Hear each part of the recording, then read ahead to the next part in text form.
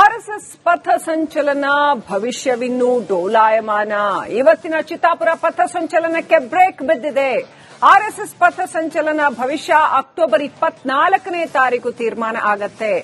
November 2ನೇ ತಾರೀಕು ಪಥ ಸಂಚಲನಕ್ಕೆ ಅನುಮತಿ ಕೊಡಿ. ಇವತ್ತಾಗದೇ ಇದ್ರೆ ಕಳೆದ ಪಕ್ಷ ನವೆಂಬರ್ 2ನೇ ತಾರೀಕು ಅನುಮತಿ ಕೊಡಿ ಅಂತ ಆರ್ಎಸ್ಎಸ್ ಬದಲಿ ದಿನಾಂಕವನ್ನ ಕೇಳಿದೆ. ಆರ್ಎಸ್ಎಸ್ಗೆ ನಾವು ಇವತ್ತೇ ಮಾಡಬೇಕು ಅನ್ನೋ ಜಿದ್ದೇನಿಲ್ಲ. ಅವರು ನವೆಂಬರ್ 2ನೇ ತಾರೀಕು ಕೊಡಿ ನಾವು ಮಾಡ್ತೀವಿ ಅಂತ ಹೇಳಿದ್ದಾರೆ. ಅವರು 100 ವರ್ಷ ತುಂಬಿದೆ ಸಂಘಟನೆಗೆ ಅನ್ನೋ ಕಾರಣದಿಂದಾಗಿ ಪಥ ಸಂಚಲನ ಮಾಡುವಂಥದ್ದು ಅವರ ಸಂಪ್ರದಾಯ. ಎಲ್ಲಾ ನಗರಗಳಲ್ಲಿ ಮಾಡ್ತಾ ಇದ್ದಾರೆ. ಅದೇ ರೀತಿ ಚಿತ್ತಾಪುರದಲ್ಲೂ ಮಾಡ್ತಾ ಇದ್ದಾರೆ. ಅಕ್ಟೋಬರ್ 24ನೇ ತಾರೀಕು ಈ ಪಥ ಸಂಚಲನ ವಿಚಾರದ ಭವಿಷ್ಯ ನಿರ್ಧಾರ ಆಗುತ್ತೆ. ಕೋರ್ಟ್ ಅಕ್ಟೋಬರ್ 24ಕ್ಕೆ ವಿಚಾರಣೆಯನ್ನ ಮುಂದೂಡಿದೆ. ಏನಾಗುತ್ತೆ, ಚಿತ್ತಾಪುರದಲ್ಲಿ ಆರ್ಎಸ್ಎಸ್ಗೆ ಪಥ ಸಂಚಲನ ಮಾಡೋದಕ್ಕೆ ಪರ್ಮಿಷನ್ ಸಿಗುತ್ತಾ ಇಲ್ವಾ ಅನ್ನುವಂಥದ್ದು ಅಕ್ಟೋಬರ್ 24ನೇ ತಾರೀಕು ನಿರ್ಧಾರವಾಗಲಿದೆ.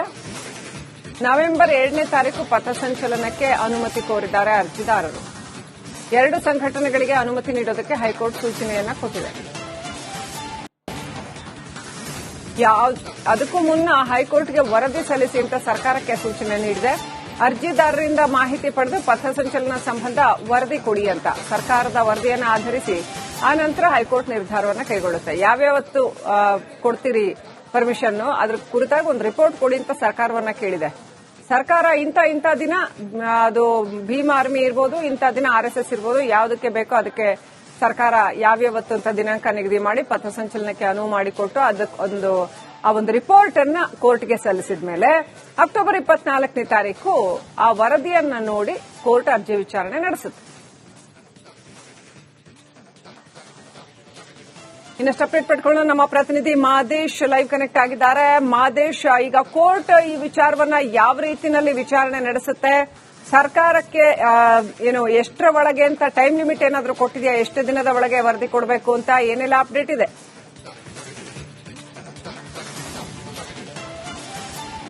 ಶ್ರೀಲಕ್ಷ್ಮಿ, ಈಗಾಗಲೇ ಚಿತ್ತಾಪುರದಲ್ಲಿ ಆರ್ಎಸ್ಎಸ್ ಪಥಸಂಚಲನ ವಿಚಾರಕ್ಕೆ ಸಂಬಂಧಪಟ್ಟಂತೆ ಆ ಒಂದು ಅನುಮತಿಯನ್ನ ನಿರಾಕರಿಸಲಾಗಿದೆ ಡಿಸಿ ವತಿಯಿಂದ ಅನ್ನುವಂತ ಪ್ರಶ್ನೆ ಮಾಡಿ ಹೈಕೋರ್ಟ್ಗೆ ಅರ್ಜಿ ಹಾಕುವಂತ ಕೆಲಸವನ್ನ ಆರ್ಎಸ್ಎಸ್ ಮಾಡಿತ್ತು. ಈ ಒಂದು ಅರ್ಜಿಗೆ ಸಂಬಂಧಪಟ್ಟಂತೆ ಇವತ್ತು ಹೈಕೋರ್ಟ್ನ ವಿಭಾಗೀಯ ಪೀಠ, ವಿಶೇಷ ಪೀಠ ಇವತ್ತು ಅರ್ಜಿಯ ವಿಚಾರಣೆ ಮಾಡುವಂತ ಕೆಲಸವನ್ನು ಮಾಡಿತ್ತು. ಈ ಒಂದು ಸಂದರ್ಭದಲ್ಲಿ ಅರ್ಜಿದಾರರ ಪರವಾಗಿ ಹಿರಿಯ ವಕೀಲ ಅರುಣ್ ಶ್ಯಾಮ್ ಅವರು ಒಂದಷ್ಟು ವಿಚಾರಗಳನ್ನ ಪ್ರಸ್ತಾಪ ಮಾಡುವಂತ ಕೆಲಸವನ್ನು ಮಾಡಿದ್ರು.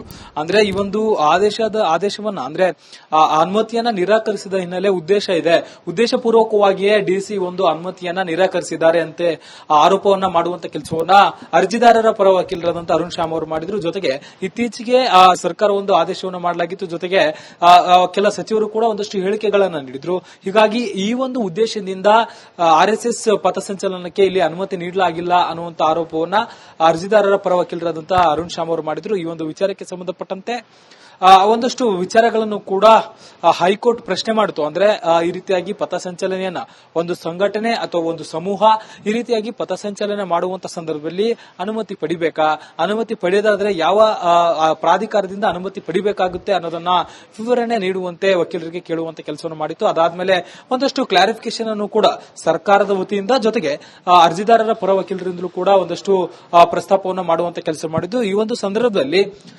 ಈವರೆಗೂ ಕೂಡ ಸುಮಾರು 250ಕ್ಕೂ ಹೆಚ್ಚು ಪಥಸಂಚಲನವನ್ನ ಆರ್ಎಸ್ಎಸ್ ನಡೆಸಿದೆ. ಇಲ್ಲೂ ಕೂಡ ಯಾವುದೇ ರೀತಿಯಾದಂತಹ ಅಹಿತಕರ ಘಟನೆಗಳು ನಡೆದಿಲ್ಲ. ಇಲ್ಲೂ ಕೂಡ ಅದೇ ರೀತಿಯಾಗಿ ಒಂದು ಪಥಸಂಚಲನವನ್ನ ನೀಟಾಗಿ ನಡೆಸಿಕೊಳ್ಳಲಾಗುತ್ತೆ. ಅದಕ್ಕೆ ಬೇಕಾದಂತಹ ಒಂದಷ್ಟು ಮುಚ್ಚಳಿಕೆಯನ್ನು ಕೂಡ ನಾವು ಬರೆದುಕೊಡೋಕೆ ರೆಡಿ ಇದ್ದೇವೆ. ನವೆಂಬರ್ 2ನೇ ತಾರೀಕು ನಾವು ಪಥಸಂಚಲನ ಮಾಡೋದಕ್ಕೆ ಮುಂದಾಗ್ತಿದ್ದೇವೆ, ಅದಕ್ಕೆ ಅನುಮತಿ ಕೊಡಬೇಕು ಅಂತೇಳಿ ಆರ್ಎಸ್ಎಸ್ ಪರವಾಗಿ, ಅಂದ್ರೆ ಆರ್ಎಸ್ಎಸ್ ನ ಪರವಾಗಿ ಹಿರಿಯ ವಕೀಲ ಅರುಣ್ ಶ್ಯಾಮ್ ಅವರು ಒಂದಷ್ಟು ವಾದ ಮಂಡನೆ ಮಾಡುವಂತ ಕೆಲಸ ಮಾಡಿದ್ರು. ಈ ಒಂದು ವಿಚಾರಕ್ಕೆ ಸಂಬಂಧಪಟ್ಟಂತೆ ಸರ್ಕಾರಕ್ಕೆ ಕೂಡ ವಿಶೇಷ ಪೀಠ ಪ್ರಶ್ನೆ ಮಾಡುವಂತ ಕೆಲಸವನ್ನು ಮಾಡಿತು. ಅಂದ್ರೆ ಈ ರೀತಿಯಾದಂತಹ ಒಂದು ಸಂದರ್ಭ ಈಗ ಎದುರಾಗಿದೆ, ಅದಕ್ಕೆ ಪರ್ಮಿಷನ್ ಕೊಡಬೇಕೋ ಬೇಡವಾ, ಈ ಒಂದು ಸಂದರ್ಭವನ್ನ ನೀವು ಯಾವ ರೀತಿ ಪರಿಗಣನೆ ಮಾಡ್ತೀರಿ ಅಂತೇಳಿ ಸರ್ಕಾರಕ್ಕೆ ವಿಶೇಷ ಪೀಠ ಪ್ರಶ್ನೆ ಮಾಡುವಂತ ಕೆಲಸವನ್ನು ಮಾಡಿತು. ಈ ವೇಳೆ ಸರ್ಕಾರದ ಪರವಾಗಿ ವಾದ ಮಂಡನೆ ಮಾಡಿದಂತಹ AG advocate general Shashikiran Shetty ಅವರು ಒಟ್ಟು ಆ ಒಂದು ದಿನ 2 ಸಂಘಟನೆಗಳು ಪಥಸಂಚಲನ ಅಥವಾ ಈ ಒಂದು ಕಾರ್ಯಕ್ರಮಗಳಿಗೆ ಅನುಮತಿಯನ್ನ ಕೋರಿದೆ. ಹೀಗಾಗಿ ಹೀಗಾಗಿ ನಾವು ಆ ಒಂದು ಅನುಮತಿಯನ್ನ ನಿರಾಕರಿಸಲಾಗಿತ್ತು. ಎರಡು ಸಂಘಟನೆಗಳು ಕೇಳಿದ್ರಿಂದ ಅಲ್ಲಿ ಒಂದಷ್ಟು ಬಂದೋಬಸ್ತ್ ಆಗಿರ್ಬೋದು, ಬೇರೆ ಬೇರೆ ವಿಚಾರಕ್ಕೆ ಸಂಬಂಧಪಟ್ಟಂತೆ ಒಂದಷ್ಟು ನ್ಯೂನ್ಯತೆಗಳಿತ್ತು. ಹೀಗಾಗಿ ನಾವು ಅನುಮತಿ ಕೊಟ್ಟಿರಲಿಲ್ಲ ಅಂತೇಳಿ ಸರ್ಕಾರದ ಪರವಾಗಿ ಶಶಿಕಿರಣ್ ಶೆಟ್ಟಿ ಅವರು ಒಂದಷ್ಟು ವಿಚಾರವನ್ನ ಹೈಕೋರ್ಟ್ಗೆ ತಿಳಿಸುವಂತ ಕೆಲಸವನ್ನು ಮಾಡಿದ್ರು. ಈ ಒಂದು ಸಂದರ್ಭದಲ್ಲಿ ಎರಡೂ ಸಂಘಟನೆಗಳಿಗೂ ಕೂಡ ಪಥಸಂಚಲನ ಆಗಿರ್ಬೋದು, ಆಯಾ ಕಾರ್ಯಕ್ರಮಗಳು ಸಂಘಟನೆಗೆ ಸಂಬಂಧಪಟ್ಟಂತ ಕಾರ್ಯಕ್ರಮಗಳನ್ನ ನಡೆಸೋದಕ್ಕೆ ಅನುಮತಿಯನ್ನ ಕೊಡಿ, ಆದ್ರೆ ಬೇರೆ ಬೇರೆ ದಿನಗಳಿಗೆ ಕೊಡಿ ಅಂತೇಳಿ ಮೊದಲ ಬಾರಿಗೆ ಹೈಕೋರ್ಟ್ ಫಸ್ಟ್ ಅಭಿಪ್ರಾಯವನ್ನು ವ್ಯಕ್ತಪಡಿಸಿತು. ಅದಾದ್ಮೇಲೆ ಬೇರೆ ಬೇರೆ ದಿನ ಆಗಲ್ಲ, ಒಂದೇ ದಿನವಾಗಿ ಬೇರೆ ಬೇರೆ ಸ್ಥಳಗಳಲ್ಲಿ ಕೊಡುವಂತೆ ಅರುಣ್ ಶ್ಯಾಮ್ ಅವರು ಮನವಿಯನ್ನು ಮಾಡಿದ್ರು. ಆ ಒಂದು ಮನವಿ ಆಧಾರದ ಮೇರೆಗೆ ಈ ಒಂದು ವಿಚಾರಕ್ಕೆ ಸಂಬಂಧಪಟ್ಟಂತೆ ಅಂದ್ರೆ ಪಥಸಂಚಲನ ವಿಚಾರಕ್ಕೆ ಸಂಬಂಧಪಟ್ಟಂತೆ ಸರ್ಕಾರಕ್ಕೆ ಅರ್ಜಿದಾರರು ಮಾಹಿತಿಗಳನ್ನ ಶೇರ್ ಮಾಡಬೇಕು. ಅದಕ್ಕೆ ಸಂಬಂಧಪಟ್ಟಂತೆ ಸರ್ಕಾರ ನಮಗೆ ಒಂದು ವರದಿಯನ್ನ ಕೊಡಬೇಕು. ಆ ಒಂದು ವರದಿಯನ್ನ ಆಧರಿಸಿ 24ನೇ ತಾರೀಕು ಆದೇಶವನ್ನು ಹೊರಡಿಸಿದಾಗಿ ಸದ್ಯಕ್ಕೆ ಹೈಕೋರ್ಟ್ ಸೂಚಿಸಿದೆ. 26ನೇ ತಾರೀಕು ಈ ಒಂದು ಅರ್ಜಿಗೆ ಸಂಬಂಧಪಟ್ಟಂತೆ ಏನು ಆದೇಶ ಹೊರಬೀಳುತ್ತೆ ಅನ್ನೋದನ್ನ ಮತ್ತೆ ಆರ್ಎಸ್ಎಸ್ ವಿರುದ್ಧ ಸಿಡಿದೆದ್ದಿದ್ದಾರೆ ಬಿಕೆ ಹರಿಪ್ರಸಾದ್. ಕೈಯಲ್ಲಿ ದೊಣ್ಣೆ ಹಿಡಿದು ಜನರಲ್ಲಿ ಭಯ ಹುಟ್ಟಿಸುವವರು ಇವರು. ಜನರಲ್ಲಿ ಭರವಸೆ ಮೂಡಿಸಲು ಸಾಧ್ಯವಿಲ್ಲ ಅಂತ ಕೈಯಲ್ಲಿ ದೊಣ್ಣೆ ಹಿಡಿದು ಜನರಲ್ಲಿ ಭಯ ಹುಟ್ಟಿಸಬಹುದು, ಜನರಲ್ಲಿ ಭರವಸೆ ಮೂಡಿಸಲು ಸಾಧ್ಯವಿಲ್ಲ ಅಂತ ಆರ್ಎಸ್ಎಸ್ ವಿರುದ್ಧ ಕಿಡಿಕಾರಿದ್ದಾರೆ ಕಾಂಗ್ರೆಸ್ ನಾಯಕ ಬಿಕೆ ಹರಿಪ್ರಸಾದ್. ಆತ್ಮವಿಶ್ವಾಸ, ಧೈರ್ಯ, ಭರವಸೆ ಮೂಡಿಸಿದ್ದು ಸಂವಿಧಾನ. ಪಥಸಂಚಲನ ಸಾಗುವ ದ್ವೇಷದ ಬೀದಿಯಲ್ಲಿ ಪ್ರೀತಿ ಹುಟ್ಟುತ್ತಾ ಅಂತ ಟ್ವೀಟ್ ಮಾಡಿದ್ದಾರೆ. ದೊಣ್ಣೆ, ಲಾಠಿ, ಬೂಟಿನ ಪಥಸಂಚಲನದಿಂದ ಭಯದ ವಾತಾವರಣ ನಿರ್ಮಾಣವಾಗುತ್ತೆ. ಸಮಾಜದಲ್ಲಿ ಭಯ, ದ್ವೇಷದ ವಾತಾವರಣವನ್ನ ಸೃಷ್ಟಿಸಲಾಗ್ತಾ ಇದೆ ಅಂತ ಬಿಕೆ ಹರಿಪ್ರಸಾದ್ ಆರ್ಎಸ್ಎಸ್ ವಿರುದ್ಧ ವಾಗ್ದಾಳಿ ನಡೆಸಿದ್ದಾರೆ.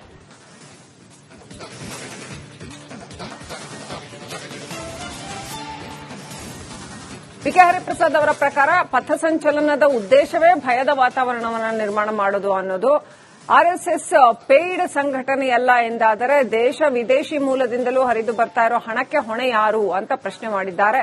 ಸಮಾಜ ಸೇವೆ ಮಾಡೋದಕ್ಕೆ ಆರ್ಎಸ್ಎಸ್ ಸರ್ಕಾರಿ ಸಂಸ್ಥೆಯೂ ಅಲ್ಲ, ಸರ್ಕಾರೇತರ ಸಂಸ್ಥೆಯೂ ಅಲ್ಲ ಅಂತ ಬಿಕೆ ಹರಿಪ್ರಸಾದ್ ಹೇಳಿದ್ದಾರೆ. ಕನಿಷ್ಠ ನೋಂದಾವಣಿಯೂ ಆಗಿಲ್ಲ, ಹಾಗಾದ್ರೆ ಇದೊಂದು ಭೂಗತ ಸಂಘಟನೆ ಅಲ್ಲವೇ ಅಂತ ಬಿಕೆ ಹರಿಪ್ರಸಾದ್ ಕೇಳಿದ್ದಾರೆ. ವಿದೇಶದಿಂದ ಆರ್ಎಸ್ಎಸ್ಗೆ ಮಾತ್ರ ಹಣ ಬರಲಿ ಎಂಬ ಕಾರಣಕ್ಕಾಗಿ ಅಲ್ಲವೇ ಎನ್ಜಿಒಗಳಿಗೆ ವಿದೇಶಿ ಫಂಡ್ ಬರೋದನ್ನ ನಿಲ್ಲಿಸಿರೋದು ಅಂತ ಬಿಕೆ ಹರಿಪ್ರಸಾದ್ ಹೇಳಿದ್ದಾರೆ. 100 ವರ್ಷದ ಇತಿಹಾಸದಲ್ಲಿ ದೊಣ್ಣೆ ಹಿಡಿದು ಸಾಗಿರುವ ಪಥಸಂಚಲನದಿಂದ ಸಮಾಜಕ್ಕೆ ಆಗಿರುವ ಲಾಭವೇನು ಅಂತ ಬಿಕೆ ಹರಿಪ್ರಸಾದ್ ಕೇಳಿದ್ದಾರೆ. ಹಾದಿ ಬೀದಿಯಲ್ಲಿ ದೊಣ್ಣೆ ಹಿಡಿದು ಶಾಂತಿ ಸುವ್ಯವಸ್ಥೆಯನ್ನ ಹಾಳು ಮಾಡಿದ್ದು ಸಾಧನೆಯೇ ಅಂತ ಇಷ್ಟುದ್ದ ಸಾಕಷ್ಟು ಬರೆದಿದ್ದಾರೆ ಬಿಕೆ ಹರಿಪ್ರಸಾದ್ ಅವರು. ಇದು ಕಾಂಗ್ರೆಸ್ನ ನಿಲುವ ಅನ್ನೋದು ಇನ್ನಷ್ಟೇ ಕಾಂಗ್ರೆಸ್ನ ವಕ್ತಾರರು ಇದನ್ನು ಖಚಿತಪಡಿಸಬೇಕು. ಇದು ಕೇವಲ ಬಿಕೆ ಹರಿಪ್ರಸಾದ್ ಅವರ ನಿಲುವ.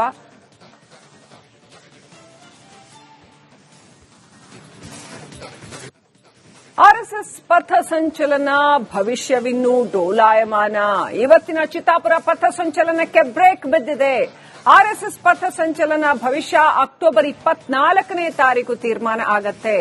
ನವೆಂಬರ್ 2ನೇ ತಾರೀಕು ಪಥಸಂಚಲನಕ್ಕೆ ಅನುಮತಿ ಕೊಡಿ. ಇವತ್ತಾಗದೇ ಇದ್ರೆ ಕಡೆ ಪಕ್ಷ ನವೆಂಬರ್ 2ನೇ ತಾರೀಕು ಅನುಮತಿ ಕೊಡಿ ಅಂತ ಆರ್ಎಸ್ಎಸ್ ಬದಲಿ ದಿನಾಂಕವನ್ನ ಕೇಳಿದೆ. ಆರ್ಎಸ್ಎಸ್ಗೆ ನಾವು ಇವತ್ತೇ ಮಾಡಬೇಕು ಅನ್ನೋ ಜಿದ್ದೇನಿಲ್ಲ. ಅವರು ನವೆಂಬರ್ 2ನೇ ತಾರೀಕು ಕೊಡಿ, ನಾವು ಮಾಡ್ತೀವಿ ಅಂತ ಹೇಳಿದ್ದಾರೆ. ಅವರು 100 ವರ್ಷ ತುಂಬಿದೆ ಸಂಘಟನೆಗೆ ಅನ್ನೋ ಕಾರಣದಿಂದಾಗಿ ಪಥಸಂಚಲನ ಮಾಡುವಂಥದ್ದು ಅವರ ಸಂಪ್ರದಾಯ. ಎಲ್ಲಾ ನಗರಗಳಲ್ಲಿ ಮಾಡ್ತಾ ಇದ್ದಾರೆ, ಅದೇ ರೀತಿ ಚಿತ್ತಾಪುರದಲ್ಲೂ ಮಾಡ್ತಾ ಇದ್ದಾರೆ. ಅಕ್ಟೋಬರ್ 24ನೇ ತಾರೀಕು ಈ ಪಥಸಂಚಲನ ವಿಚಾರದ ಭವಿಷ್ಯ ನಿರ್ಧಾರ ಆಗುತ್ತೆ. ಕೋರ್ಟ್ ಅಕ್ಟೋಬರ್ 24ಕ್ಕೆ ವಿಚಾರಣೆಯನ್ನ ಮುಂದೂಡಿದೆ. ಏನಾಗುತ್ತೆ, ಚಿತ್ತಾಪುರದಲ್ಲಿ ಆರ್ಎಸ್ಎಸ್ಗೆ ಪಥಸಂಚಲನ ಮಾಡೋದಕ್ಕೆ ಪರ್ಮಿಷನ್ ಸಿಗುತ್ತಾ ಇಲ್ವಾ ಅನ್ನುವಂಥದ್ದು ಅಕ್ಟೋಬರ್ 24ನೇ ತಾರೀಕು ನಿರ್ಧಾರವಾಗಲಿದೆ. ನವೆಂಬರ್ 2ನೇ ತಾರೀಕು ಪಥಸಂಚಲನಕ್ಕೆ ಅನುಮತಿ ಕೋರಿದ್ದಾರೆ ಅರ್ಜಿದಾರರು. 2 ಸಂಘಟನೆಗಳಿಗೆ ಅನುಮತಿ ನೀಡೋದಕ್ಕೆ ಹೈಕೋರ್ಟ್ ಸೂಚನೆಯನ್ನ ಕೊಟ್ಟಿದೆ. ಅದಕ್ಕೂ ಮುನ್ನ ಹೈಕೋರ್ಟ್ಗೆ ವರದಿ ಸಲ್ಲಿಸಿ ಅಂತ ಸರ್ಕಾರಕ್ಕೆ ಸೂಚನೆ ನೀಡಿದೆ. ಅರ್ಜಿದಾರರಿಂದ ಮಾಹಿತಿ ಪಡೆದು ಪಥಸಂಚಲನ ಸಂಬಂಧ ವರದಿ ಕೊಡಿ ಅಂತ ಸರ್ಕಾರದ ವರದಿಯನ್ನು ಆಧರಿಸಿ ಆ ನಂತರ ಹೈಕೋರ್ಟ್ ನಿರ್ಧಾರವನ್ನು ಕೈಗೊಳ್ಳುತ್ತೆ. ಯಾವ್ಯಾವತ್ತು ಕೊಡ್ತೀರಿ ಪರ್ಮಿಷನ್, ಅದ್ರ ಕುರಿತಾಗಿ ಒಂದು ರಿಪೋರ್ಟ್ ಕೊಡಿ ಅಂತ ಸರ್ಕಾರವನ್ನ ಕೇಳಿದೆ. ಸರ್ಕಾರ ಇಂಥ ದಿನ ಅದು ಭೀಮ್ ಆರ್ಮಿ ಇರ್ಬೋದು, ಇಂಥ ದಿನ ಆರ್ಎಸ್ಎಸ್ ಇರ್ಬೋದು, ಯಾವುದಕ್ಕೆ ಬೇಕೋ ಅದಕ್ಕೆ ಸರ್ಕಾರ ಯಾವ್ಯಾವತ್ತು ಅಂತ ದಿನಾಂಕ ನಿಗದಿ ಮಾಡಿ ಪಥಸಂಚಲನಕ್ಕೆ ಅನುವು ಮಾಡಿಕೊಟ್ಟು ಅದಕ್ಕೊಂದು ಆ ಒಂದು ರಿಪೋರ್ಟ್ ಅನ್ನ ಕೋರ್ಟ್ಗೆ ಸಲ್ಲಿಸಿದ ಮೇಲೆ ಅಕ್ಟೋಬರ್ 24ನೇ ತಾರೀಕು ಆ ವರದಿಯನ್ನ ನೋಡಿ ಕೋರ್ಟ್ ಅರ್ಜಿ ವಿಚಾರಣೆ ನಡೆಸುತ್ತೆ. ಇನ್ನಷ್ಟು ಅಪ್ಡೇಟ್ ಪಡ್ಕೊಂಡು ನಮ್ಮ ಪ್ರತಿನಿಧಿ ಮಾದೇಶ್ ಲೈವ್ ಕನೆಕ್ಟ್ ಆಗಿದ್ದಾರೆ. ಮಾದೇಶ್, ಈಗ ಕೋರ್ಟ್ ಈ ವಿಚಾರವನ್ನ ಯಾವ ರೀತಿಯಲ್ಲಿ ವಿಚಾರಣೆ ನಡೆಸುತ್ತೆ? ಸರ್ಕಾರಕ್ಕೆ ಎಷ್ಟರ ಒಳಗೆ ಅಂತ ಟೈಮ್ ಲಿಮಿಟ್ ಏನಾದರೂ ಕೊಟ್ಟಿದೆಯಾ? ಎಷ್ಟು ದಿನದ ಒಳಗೆ ವರದಿ ಕೊಡಬೇಕು ಅಂತ ಏನೆಲ್ಲ ಅಪ್ಡೇಟ್ ಇದೆ?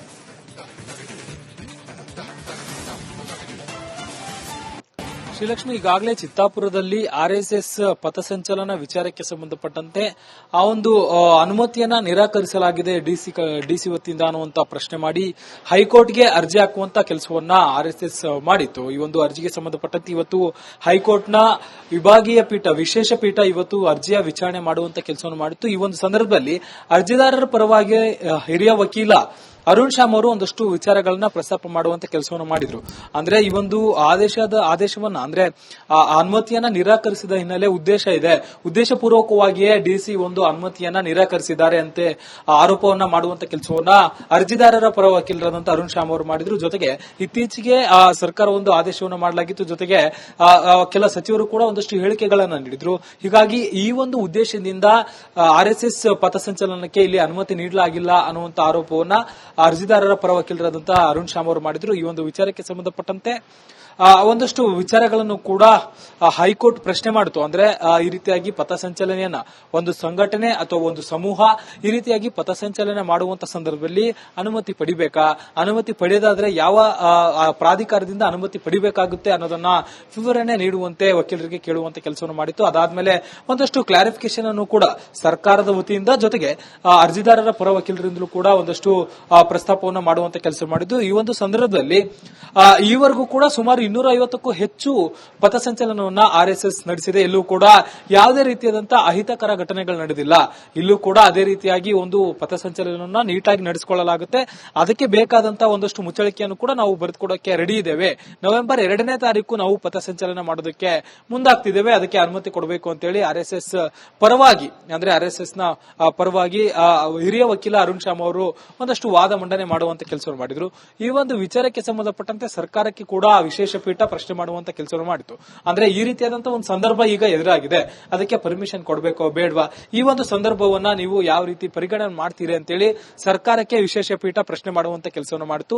ಈ ವೇಳೆ ಸರ್ಕಾರದ ಪರವಾಗಿ ವಾದ ಮಂಡನೆ ಮಾಡಿದಂತಹ AG advocate general Shashikiran Shetty ಅವರು ಒಟ್ಟು ಆ ಒಂದು ದಿನ 2 ಸಂಘಟನೆಗಳು ಪಥಸಂಚಲನ ಅಥವಾ ಈ ಒಂದು ಕಾರ್ಯಕ್ರಮಗಳಿಗೆ ಅನುಮತಿಯನ್ನ ಕೋರಿದೆ.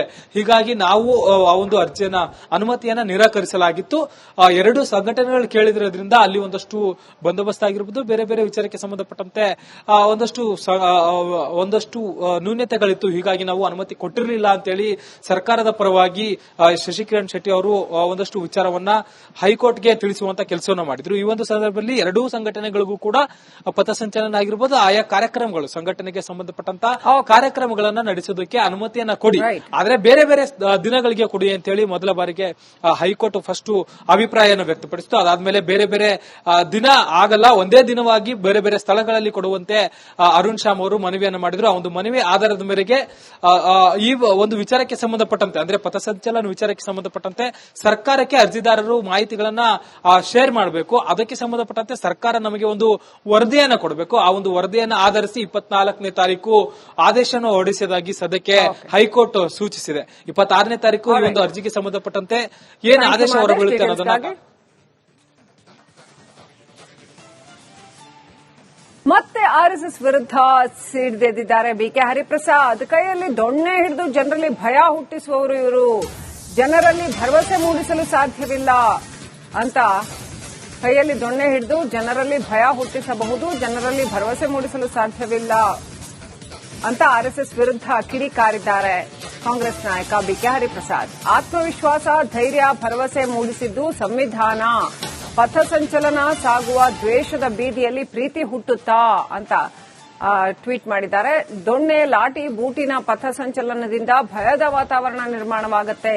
ಸಮಾಜದಲ್ಲಿ ಭಯ, ದ್ವೇಷದ ವಾತಾವರಣವನ್ನು ಸೃಷ್ಟಿಸಲಾಗ್ತಾ ಇದೆ ಅಂತ ಬಿಕೆ ಹರಿಪ್ರಸಾದ್ ಆರ್ಎಸ್ಎಸ್ ವಿರುದ್ಧ ವಾಗ್ದಾಳಿ ನಡೆಸಿದ್ದಾರೆ.